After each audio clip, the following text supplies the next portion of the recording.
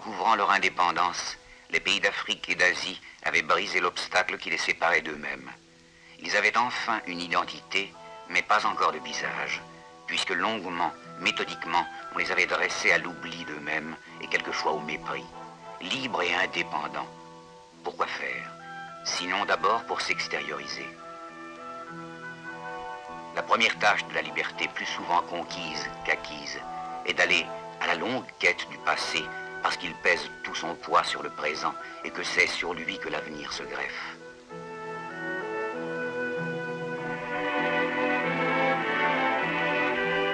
Quête d'abord chez nous, bien sûr, dans ce qui demeure du passé, dans les objets fabriqués par nos mains.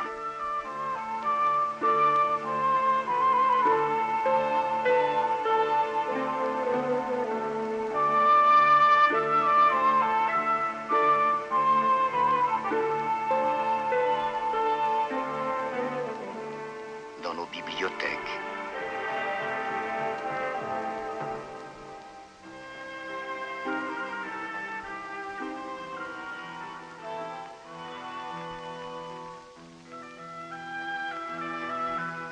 Dans les restes de nos villes détruites, oubliées, nos pierres, nos monuments.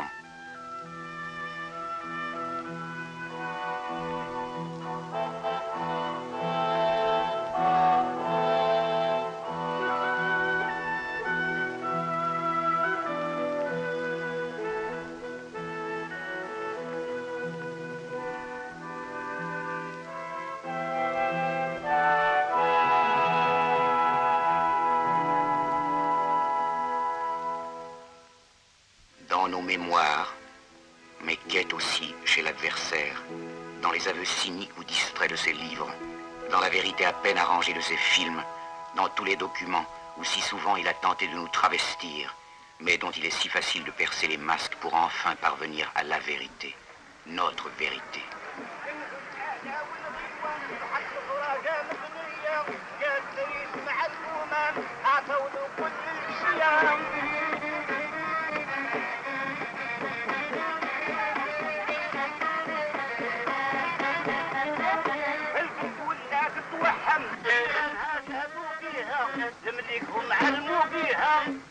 Visage de larmes et de souffrance, visage de rythmes et de danse, visage d'harmonie reflétée dans les eaux, de mains matrices de beauté, visage de sueur essuyée sur les fronts, visage de l'Afrique, innombrable et pourtant une, diverse et pourtant fraternelle. Il sera flou mon visage oublié dont il faut que j'aille, patiemment, quêtant les traits. Mon visage qu'il faut que je redemande aux pierres calcinées de soleil, au bronze, au bois, au cuir œuvré par des mains noires ou brunes, à la mémoire multipliée des médas et des griots, à l'ombre de la forêt, au désert en feu, aux sanglots étouffés des esclaves, au clairon de la victoire, à la liberté, plus belle encore que la libération. Il sera dense, mon visage.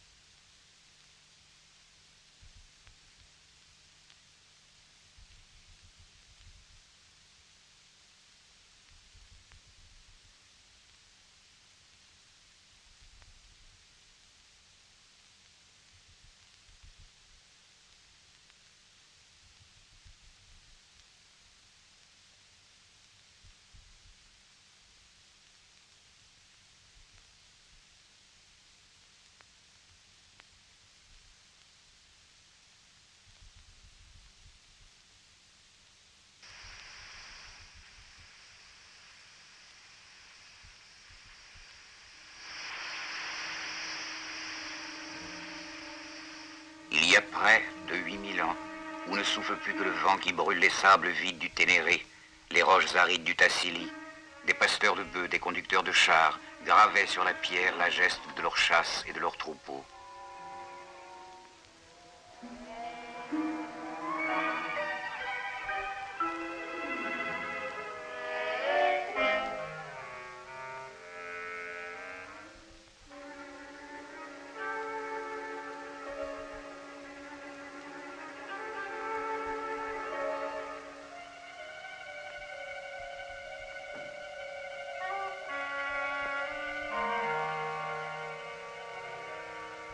Plus au sud, les artistes de New York au Nigeria modelaient des statuettes de terre cuite. Afrique, présente au temps lointain où les hommes s'essayaient pour la première fois aux gestes et aux jeux, qui devaient faire plus humaine la vie. Temps anciens dont un jour nous exhumerons les vestiges.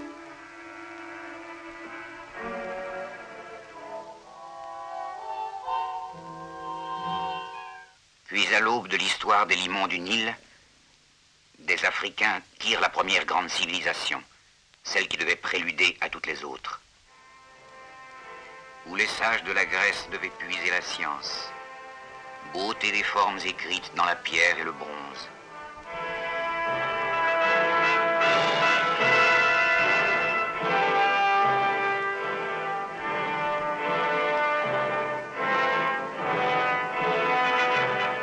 Écriture, spéculation de l'esprit, monde créé par les hommes et pour eux, l'or même qu'ils semblent les écraser. Pendant le même temps, dans nos steppes, nos forêts, nos savanes, les tribus se font peuple et les sorciers deviennent rois.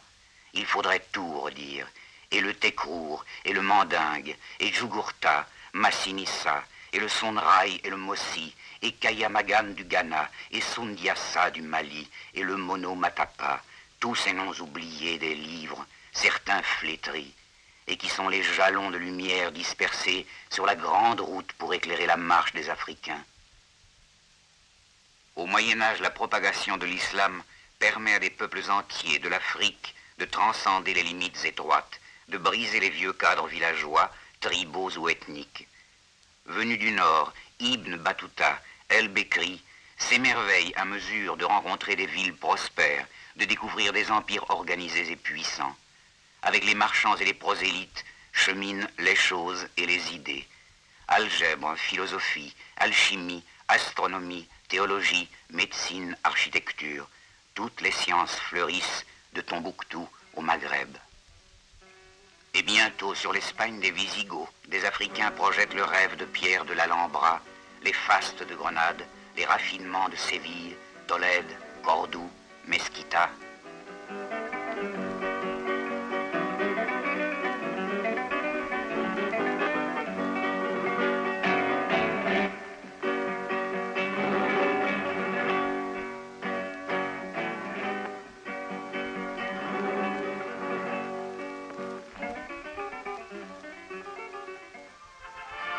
La science d'éclair grisant l'appétit des marchands, l'Europe se lance sur tous les océans.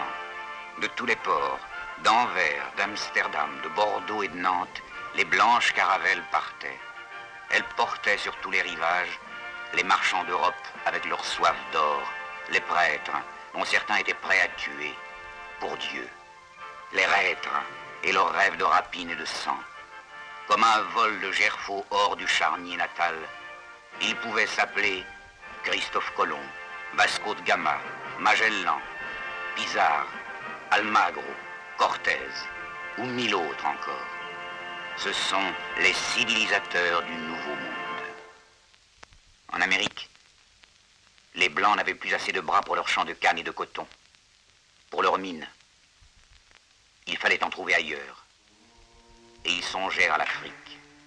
L'Afrique dansante, endormie, divisée, et qui n'avait rien à opposer au calcul de la raison grecque, aux appétits des marchands, que son sommeil et ses danses et ses divisions. Ce fut la traite. L'inhumaine fonction fut poursuivie pendant les siècles, sans répit, sans pitié, sans remords. La traite a drainé d'Afrique de 100 à 200 millions d'Africains.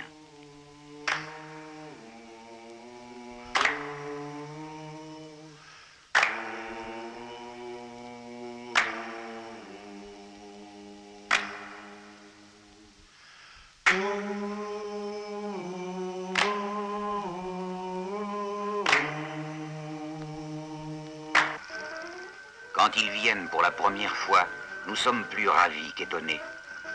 Ils tournent l'efficacité de leurs armes contre les animaux.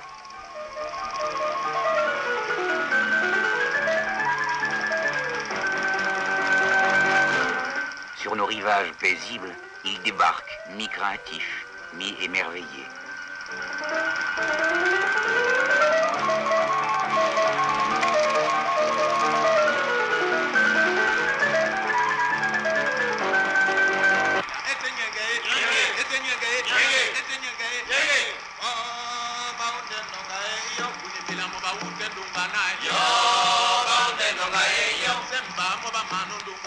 Autour d'eux, nous dansons la joie, la paix, la découverte d'une fraternelle dissemblance.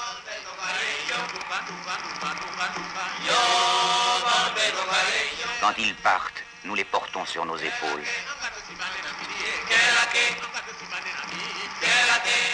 Mais ils disent qu'ils vont revenir. Et en effet, ils reviennent par essaims, ordonnés, innombrables, affublés d'oripeaux, bardés de convoitises, armés d'acier et de mépris, avec aussi des voix plus cassantes, les traits plus durs et des intentions précises qu'ils ne prennent plus la peine de dissimuler. Ils appellent cela la pénétration pacifique.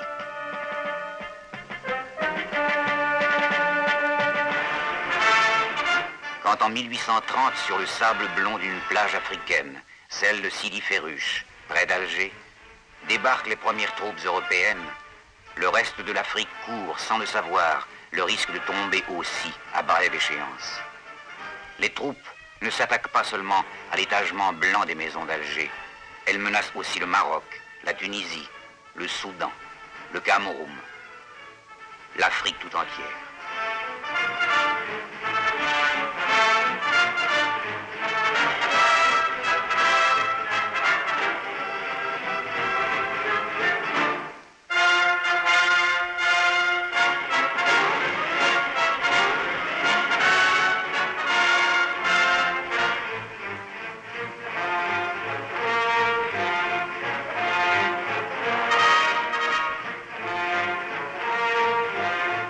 Ces colons qui mettent les pieds pour la première fois sur un bout de la terre africaine vont vouloir essaimer partout où notre long sommeil, notre armement tragiquement anachronique, quelquefois aussi notre désunion les appelle.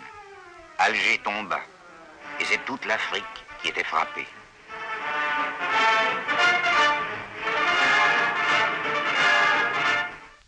En 1896, la conférence de Berlin fut réunie pour accorder les appétits. Anglais, Français, Allemands, Espagnols, Portugais se réunirent pour dépecer l'Afrique sans se nuire. Il n'est pas jusqu'au tsar qui ne fut de la partie. À cette conférence sur l'Afrique, il ne manquait que les Africains. Possibilité d'annexer tout territoire d'Afrique à condition d'y planter un drapeau.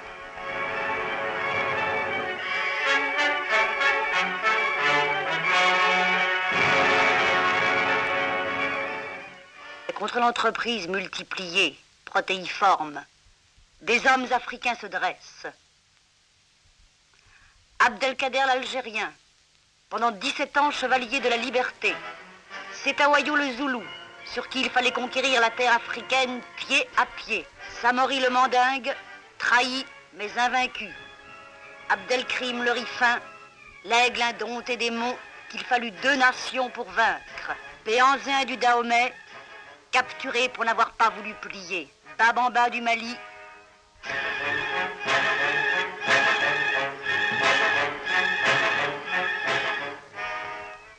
Et avec eux, des milliers d'hommes et de femmes, héros anonymes de la liberté.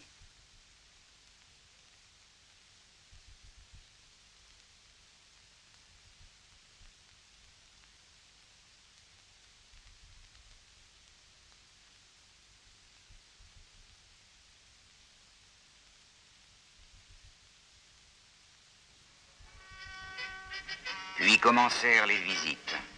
On nous a dit, vos tribus s'entre-déchiraient, nous sommes venus pour vous apporter la paix. Les hommes qui venaient nous voir maintenant s'entouraient d'apparat.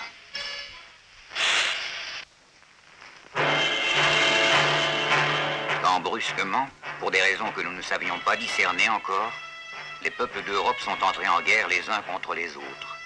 On nous a jugés dignes d'y entrer aussi. Et chaque nation européenne a mobilisé ses Africains.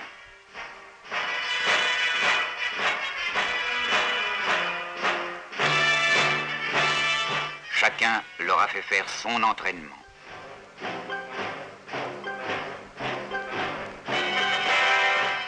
Et nous avons appris à faire la guerre à l'allemande, à l'anglaise, à la française, à l'italienne.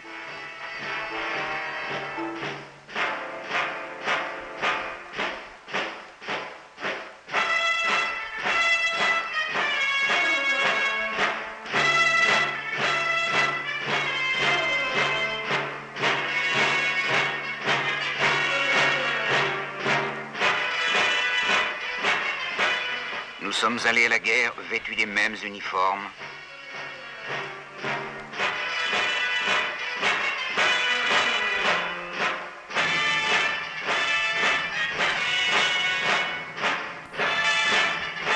Lestés des mêmes viatiques.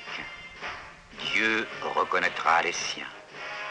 Nous sommes aussi couchés dans la même mort, en ligne comme dans la vie, par fournées entières. Tant étaient divers les engins que les hommes d'Europe avaient conçus pour répandre la mort.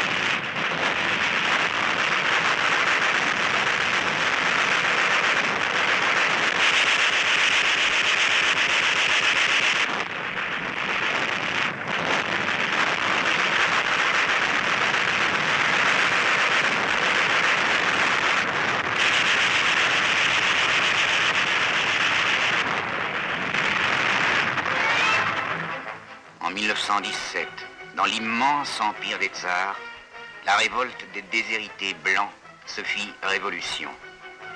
Pour la première fois, un peuple d'Europe ne faisait plus cause commune avec nos conquérants. Pour nous, alors, commençait à se concrétiser l'espoir qui allait changer la règle du jeu.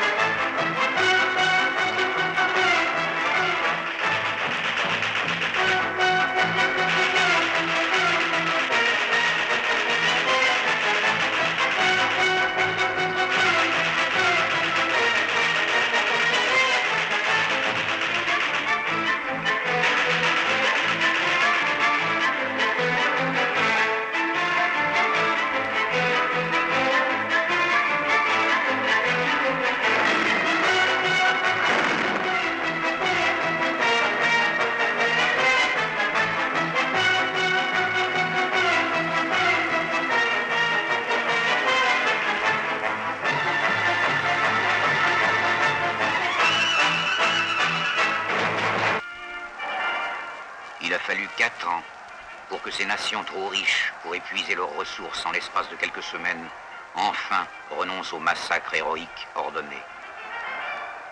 Les vainqueurs, car il y eut des vainqueurs, se livrèrent d'abord à la joie. Puis, par le traité de Versailles, prétendirent asseoir les bases d'un ordre nouveau qui les ont dit humains, fraternels, débarrassés du cauchemar de la guerre.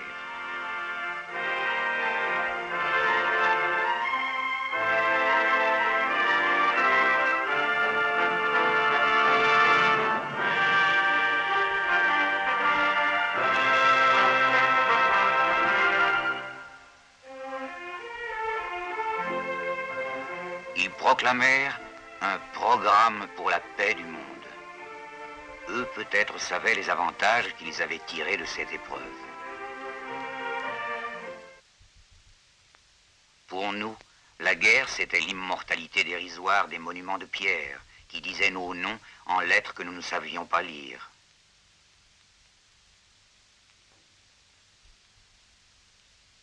C'étaient des hochets plus fragiles et plus vains encore, aux poitrines des survivants. On pendit des décorations. Ils eurent aussi droit à l'accolade virile, fugace aussi, il est vrai. Une fois parti, la part du spectacle, il fallait revenir à la vérité. La vérité est que nous, Africains, n'allions pas tarder à savoir que pour l'essentiel, notre État n'avait pas changé. 4 ans à peine après la Première Guerre mondiale, à l'extrême pointe de la terre africaine, dans le Rif, contre des Africains qui prétendaient vivre chez eux comme des hommes libres, des troupes semblables à s'y méprendre à toutes celles qui, depuis plus d'un siècle, n'avaient cessé de se déverser sur tous les rivages africains, débarquaient. Les méthodes n'avaient en rien changé. Des canons modernes tiraient comme jadis sur des fantassins au front primitif.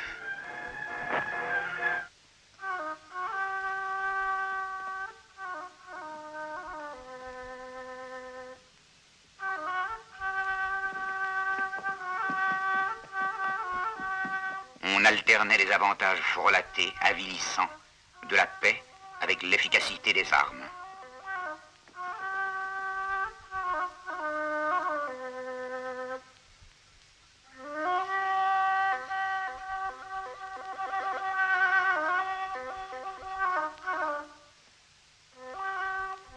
Pour aider à une domination plus assurée, on gagnait le concours des cadres locaux, inconditionnellement acquis aux intérêts des nouveaux maîtres.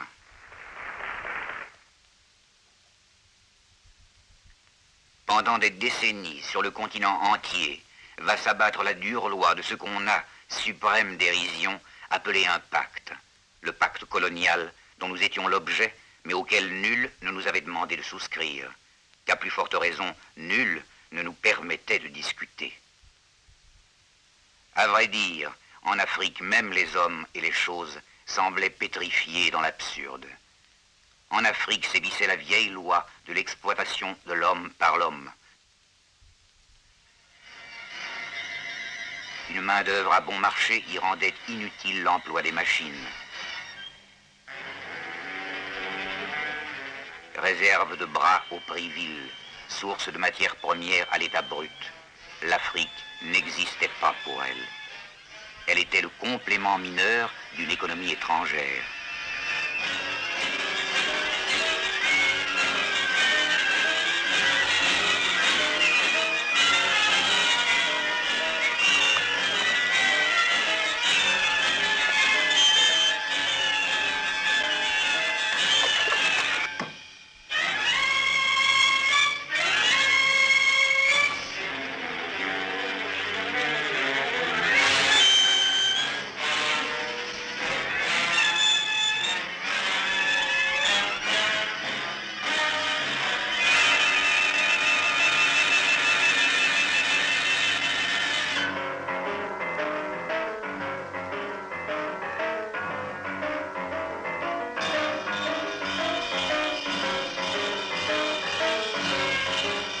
En Europe, l'industrie se développait et imposait chaque jour davantage son rythme et ses exigences.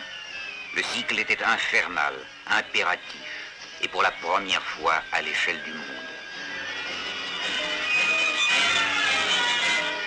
Les machines produisaient chaque jour davantage, et chaque jour elles exigeaient, par en bas, plus de matières premières à transformer, par en haut, plus de marché pour y écouler leurs produits.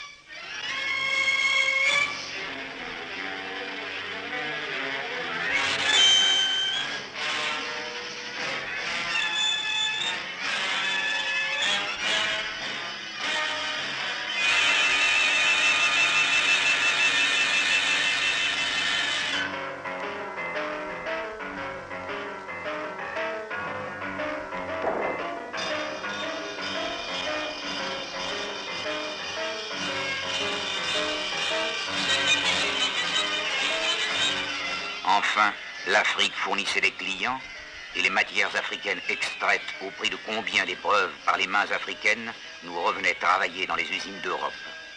Et nous les achetions au prix fort.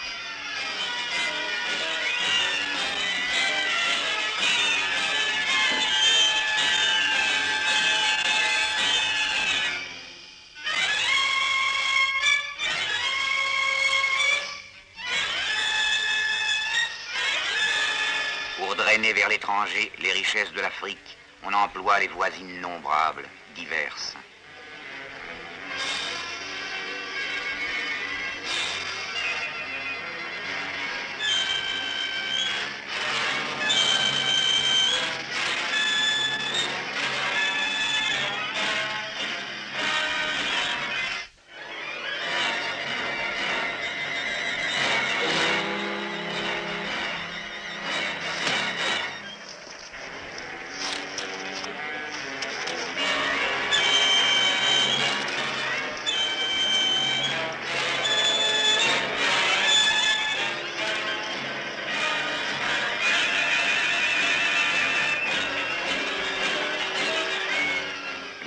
gouverne, les banques s'installent sur notre terre vierge. Des vautours sur l'Afrique.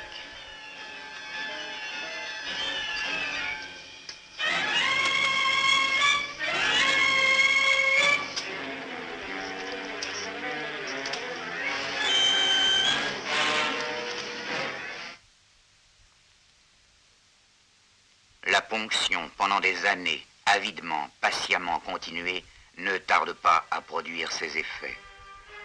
Le chômage, la misère, la famine hantent nos villes et nos rêves.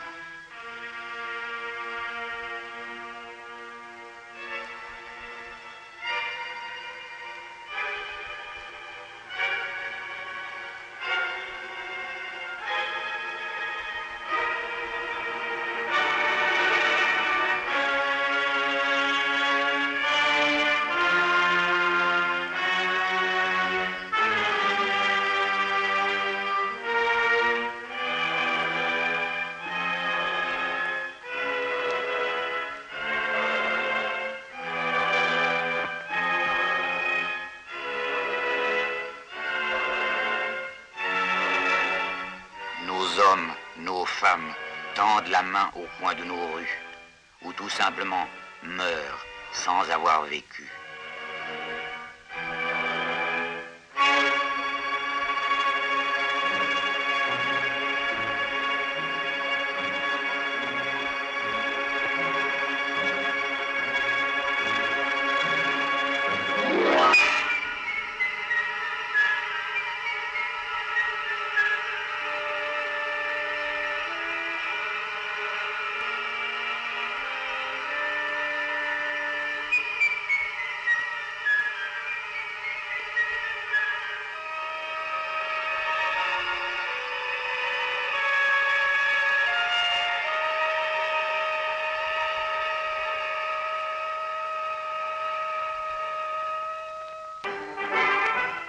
Mais le drame n'empêchait pas la mascarade.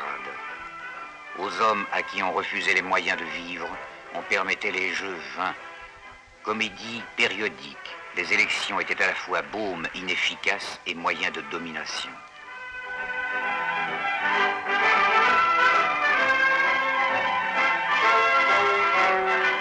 Sur tous nos rivages prospérait la dernière venue des tribus africaines, celle des bénis oui-oui.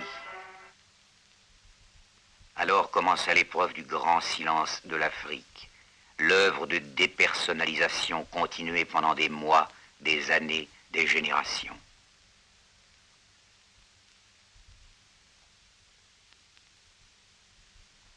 On nous disait, vous n'avez pas construit le Parthénon, le Colisée, ni les cathédrales. Nos livres ne parlent de vous que distraitement quand ils en parlent. Descartes n'est pas né dans votre nuit, ni Newton, ni Michel-Ange.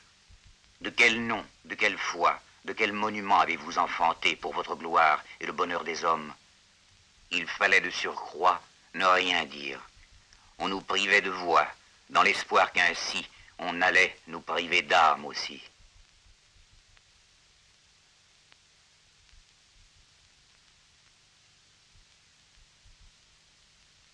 Il importe peu que les voies de communication aient été construites pour mieux nous contraindre et drainer plus commodément vers la mer les richesses de notre sol et de notre sous-sol, et pour qu'ils disent « Le jour où une voie ferrée joindra un point de la côte du Sénégal ou de la Guinée française à un point du Niger, ce jour-là, non seulement vous aurez rendu toute révolte impossible, mais encore vous serez sûr de charguer à la côte la plus grande partie du trafic des caravanes. » Nous savons aussi que pour construire les 140 km du Congo-Océan, il a fallu 17 000 vies d'hommes. Un cadavre africain tous les 10 mètres.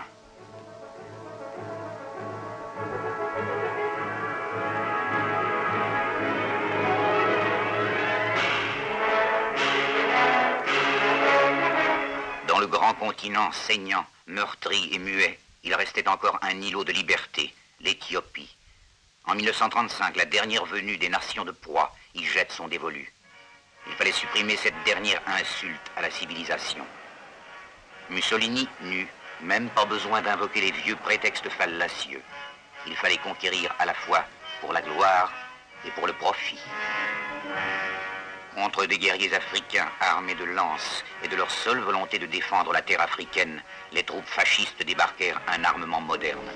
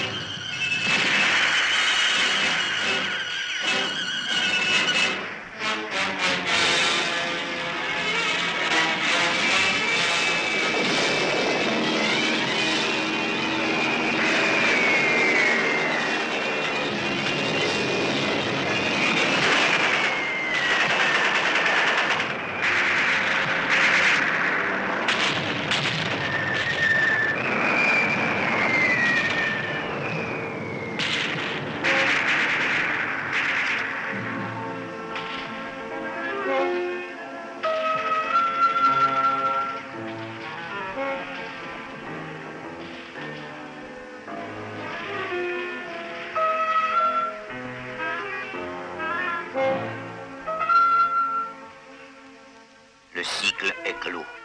Désormais, tous les peuples d'Afrique partagent un même destin. Et d'Alger au Cap, de Dakar à Djibouti, un seul ordre règne. L'ordre colonial.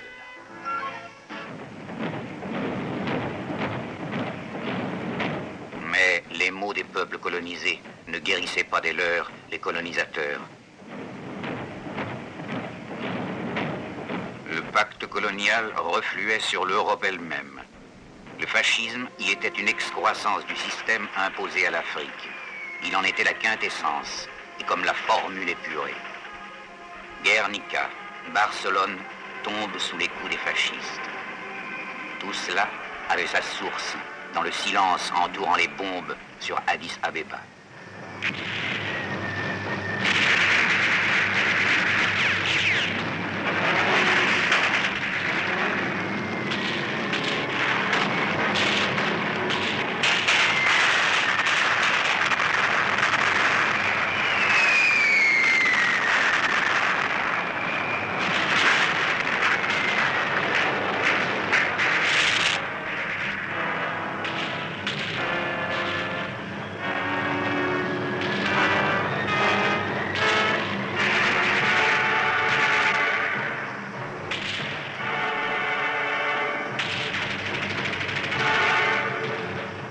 L'Europe a laissé le colonialisme triompher. Le fascisme s'y est fait les dents. Et c'est la Seconde Guerre mondiale.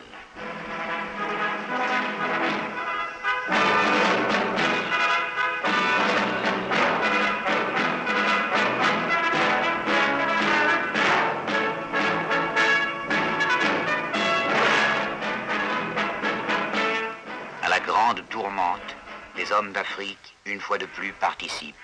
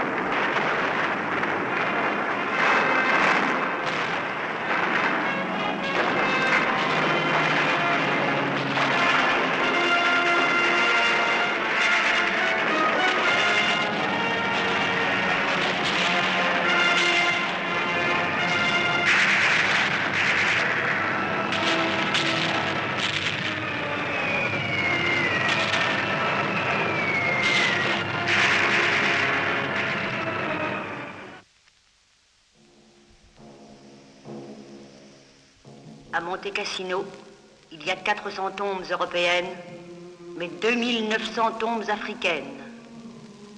Morts africains, tombés pour la liberté des autres, hurlements bruns, ou bronzés, ou noirs, jetés contre la gueule des canons, comme un défi dérisoire, rythme de tam-tam et de brousse, habité de soleil, brisé dans l'exil des cieux gris, pour redonner à d'autres le goût de vivre et d'oublier.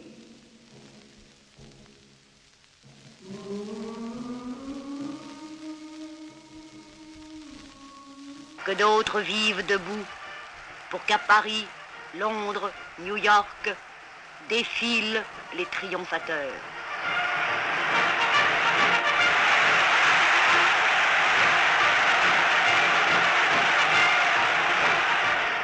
Un triomphe ambigu, au moment même que de naître.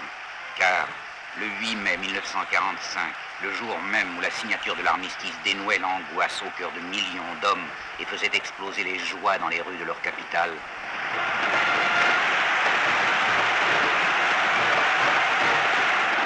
en terre d'Afrique, à Sétif, à Guelma, 45 000 Africains tombaient, comme s'il était urgent de nous rappeler que la liberté reconquise n'était pas la liberté africaine.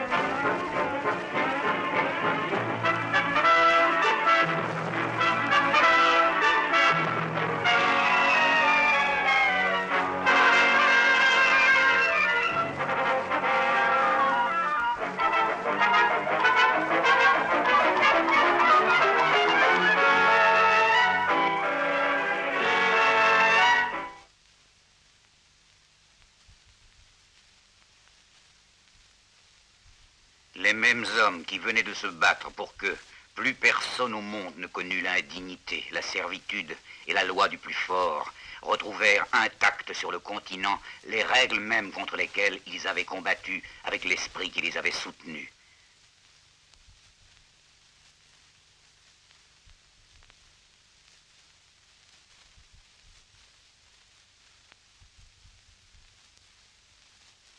Incapables de concevoir et a fortiori d'accepter un ordre qui portait atteinte à leurs privilèges, les nouveaux maîtres prétendaient figer l'histoire et quelquefois en remonter le cours. Mais on ne se bat pas impunément pour la liberté, même quand c'est pour la liberté des autres. À Madagascar, en Algérie, les hommes d'Afrique s'étaient levés, exigeant de vivre en hommes eux aussi. On se chargea une fois de plus de leur rappeler que la liberté reconquise n'était pas la leur. L'ordre fut rétabli, à coups de canon, par des rafles, des exécutions, le couvre-feu, le napalm, les camps. Rien n'avait changé dans les moyens, parce que rien n'avait changé dans les sens.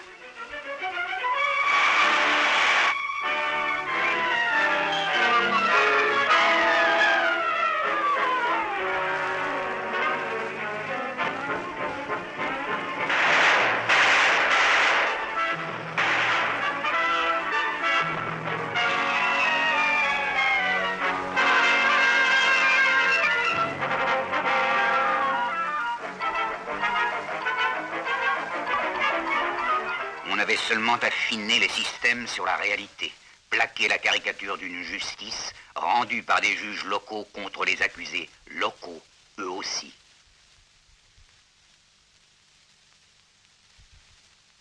Si réellement locaux, que parce que leur nom était difficile à prononcer, on leur apposait des numéros. L'évolution du système avait atteint son apogée. Les Africains, déshumanisés, sans visage, sans nom, n'étaient plus que les unités d'une série.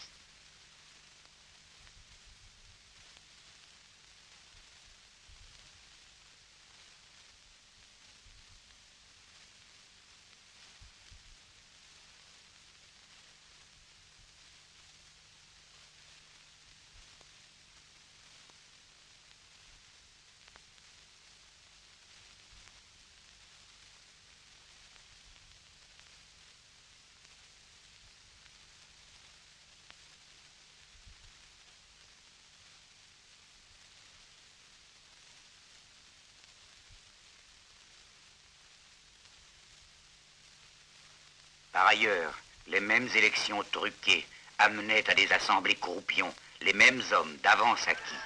Mais qu'importait désormais? Désormais, la vie des Africains était ailleurs. Elle était dans les profondeurs de l'Afrique, la fidèle, l'authentique, celle qui mourait de misère et continuait de vivre d'espoir et de lutte. Il meurt des hommes à Dakar.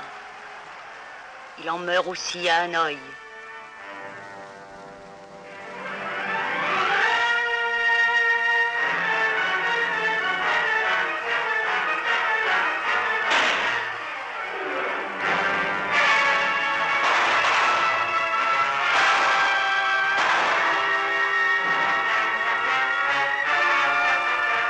À Jakarta,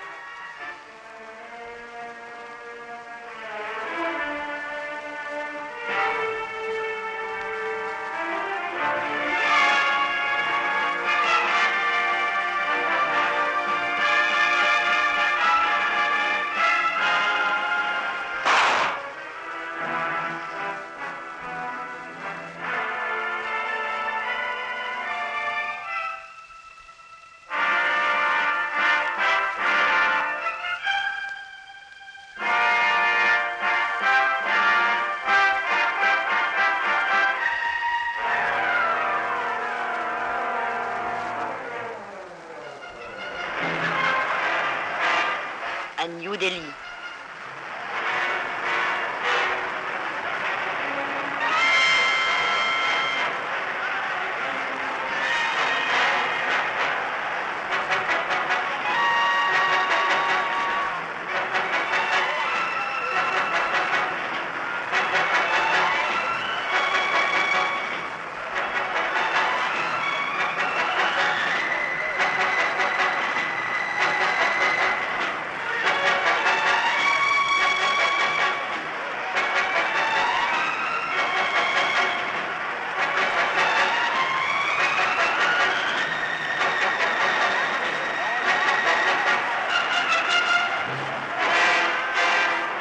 C'était signe que l'ordre dont nous mourions se mourait, car plus rien, désormais, ne pouvait arrêter notre marche.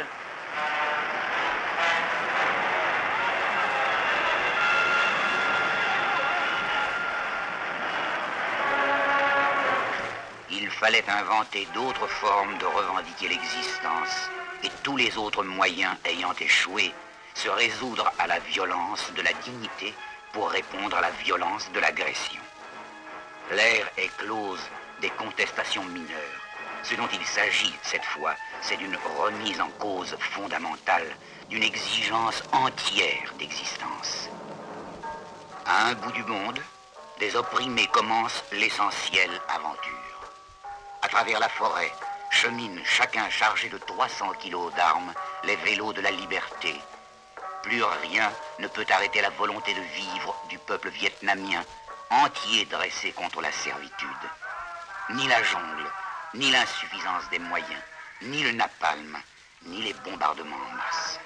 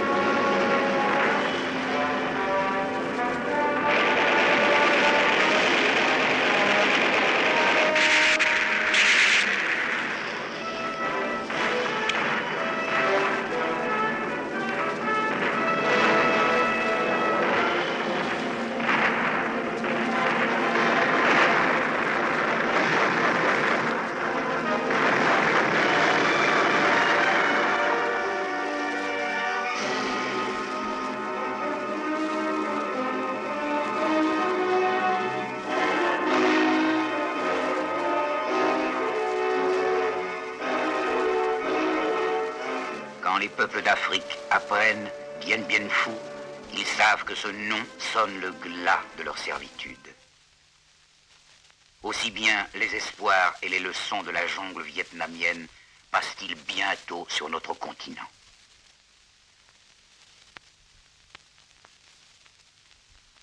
Les aspects de la lutte peuvent changer, mais pour l'essentiel, le combat est le même.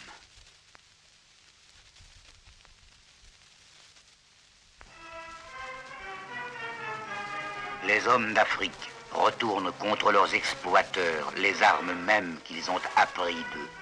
Et la kyrielle des moyens que l'on emploie de nouveau pour nous dompter sonne cette fois comme autant de procédés tragiquement vains.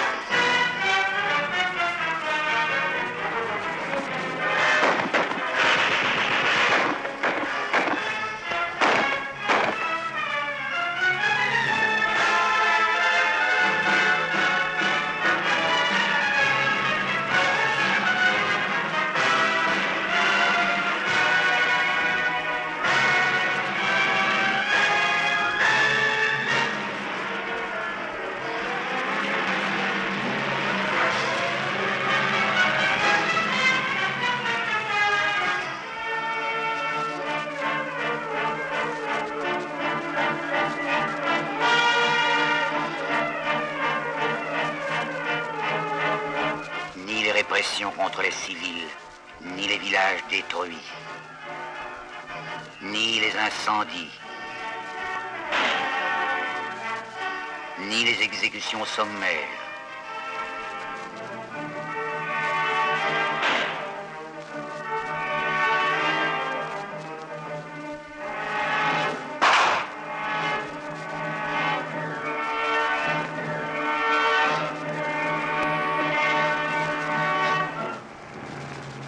Ni les longues colonnes de nos réfugiés chassés de leur foyer.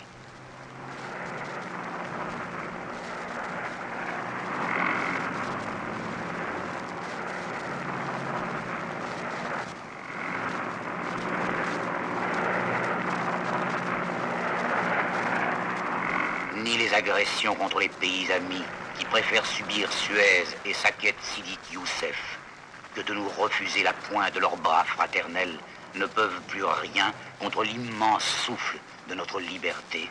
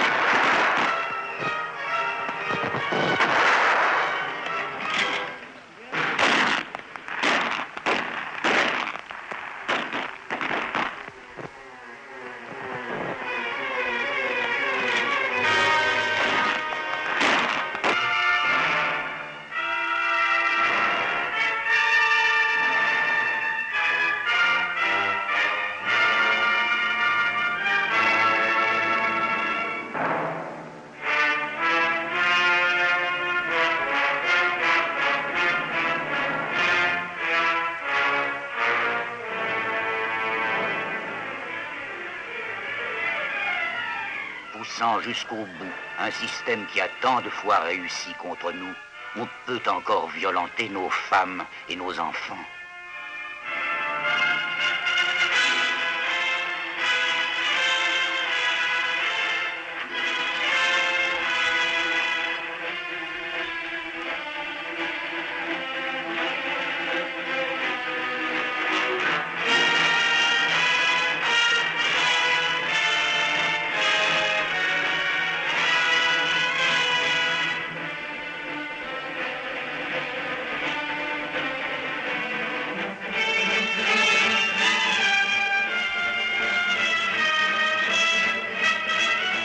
Parqués par milliers, nos hommes désarmés, dans l'espoir d'emmurer leurs rêves avec eux.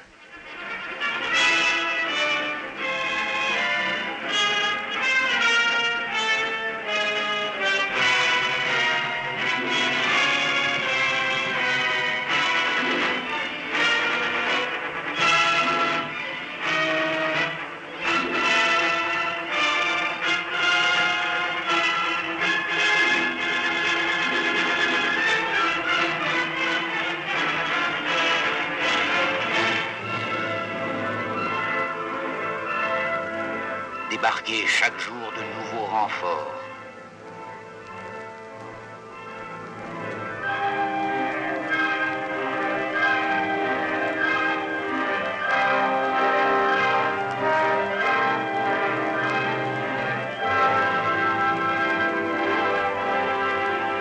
Inventer des armes et des armées neuves, exprès dressées pour nous contraindre.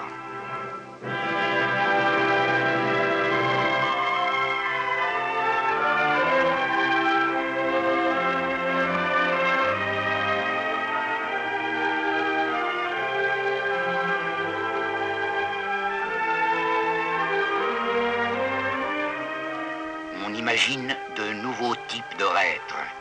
On les pare de noms neufs et que l'on voudrait prestigieux. Paras, légionnaires, miliciens. On invente pour eux des tables nouvelles de valeur.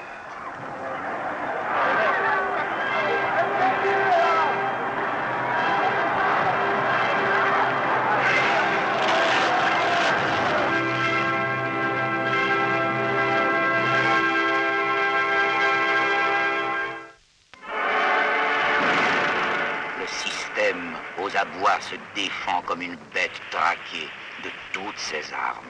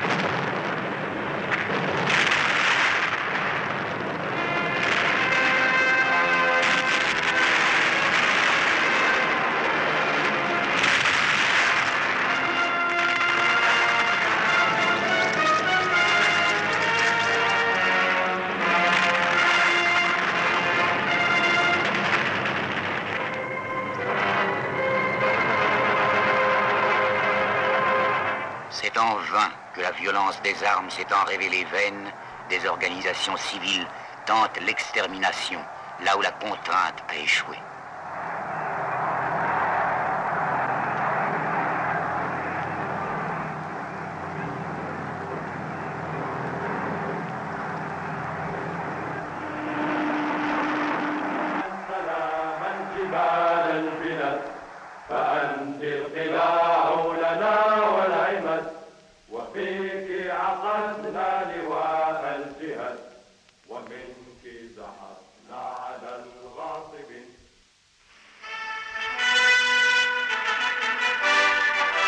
En 1955, à Bandung, nous nous sommes unis à d'autres hommes issus d'un destin semblable au nôtre, porteurs des mêmes espoirs, poussés par les mêmes essentielles exigences.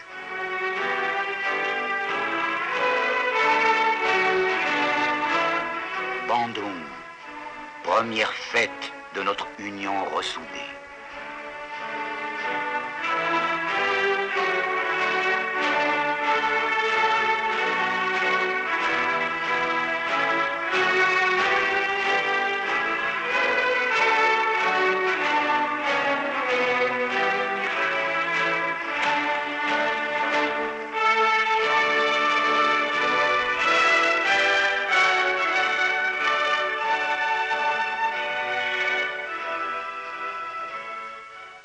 Sur cette carte, en 1950, presque tout entière, ombrée de la même teinte, la teinte grise de la dépendance, en moins de 15 ans, jour après jour, des nations libres vont éclore en un seul et même combat. La lutte des uns suscitant la liberté des autres.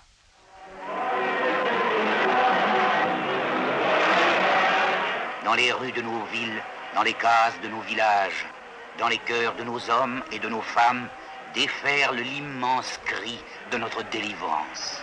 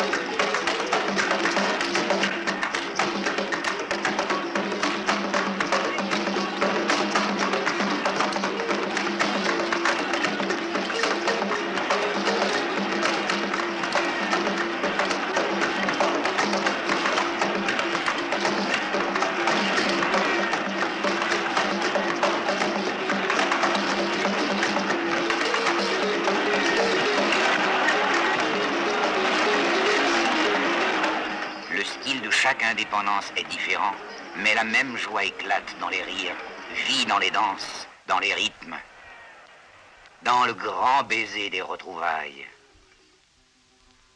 Nous savons maintenant que la liberté de l'Afrique est inéluctable. Nous savons que cette terre de nouveau sera nôtre, qu'elle l'est déjà à la mesure de nos rythmes et de notre longue soif et de nos espérances. Nous savons que de nouveau elle sera avec elle-même réaccordée et que nous, hommes d'Afrique, nous dompterons les eaux, les airs et le feu. Et voyez, nous domptons déjà les démons.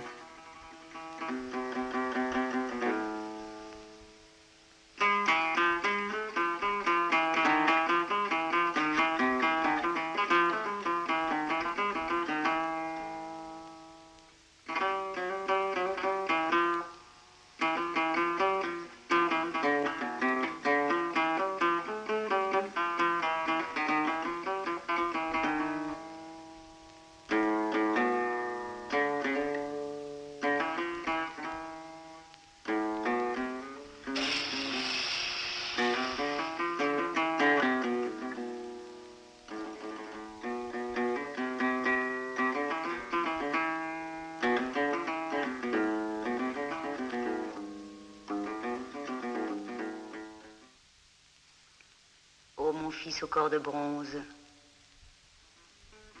Mon fils rayon de soleil. Demain, l'école s'ouvrira pour toi, ô mon fils au cœur de bronze. Demain, tu apprendras tout ce qui donne aux hommes pouvoir. Pouvoir non pas pour asservir les hommes, pouvoir pour bannir la fièvre des marais.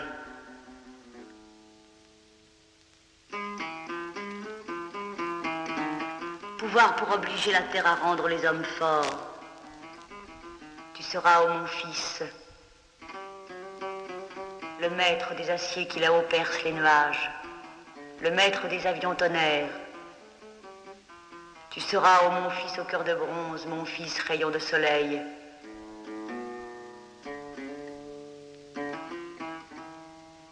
Tu seras le maître des livres aux 1000 pages. L'histoire, il est vrai, n'est pas finie. Mais l'histoire finit-elle jamais? L'histoire n'est pas finie, puisqu'au Congo, Lumumba, sa seule pensée, le bonheur de son peuple, sa seule idée que les richesses de son pays profitent à son pays.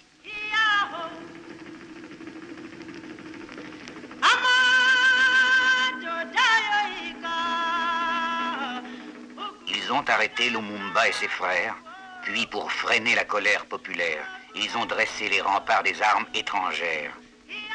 Le temps de l'assassiner, mais pas le pouvoir de le briser. Lumumba, nous n'oublions pas le Congo ensanglanté.